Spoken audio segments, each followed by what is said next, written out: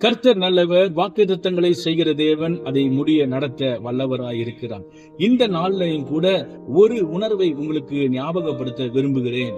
நமக்கு கிடைக்கிற ஆசீர்வாதங்களும், நமக்கு தேவன் வழிவகுக்கிற எல்லா காரியமும் தேவனுடைய சித்தத்தின்படி நமக்கு வந்து சேருகிறது என்பதுல நாம் ஞாபகம் வைத்து நாம் நடந்து கொள்ள வேண்டியது மிகுந்த அவசியமா இருக்கிறது. ஒரு வசனம் 2 சாமுவேலின் புஸ்தகம் 7வது அதிகாரம் 21வது வசனம் இப்படி சொல்கிறது: உம்முடைய வாக்குத்தத்தத்தின் நிமித்தமும் உம்முடைய சித்தத்தின்படியேயும் இந்த பெரிய காரியங்கள் எல்லாம் நடைபெறுகிறது என்று சொல்லி, அப்பொழுது தேவனுடைய சித்தத்தின்படிதான் நம்முடைய வாழ்க்கையில நடக்கிற பெரிய காரியங்களும், அதிசயங்களும், அற்புதங்களும், கிரேட் பிளெஸிங்ஸும் நம்முடைய வாழ்க்கையில கிடைப்பது என்பது இதுல இருந்து நம்ம தெரிந்து கொள்ளலாம். அது உறுதியாகிறது.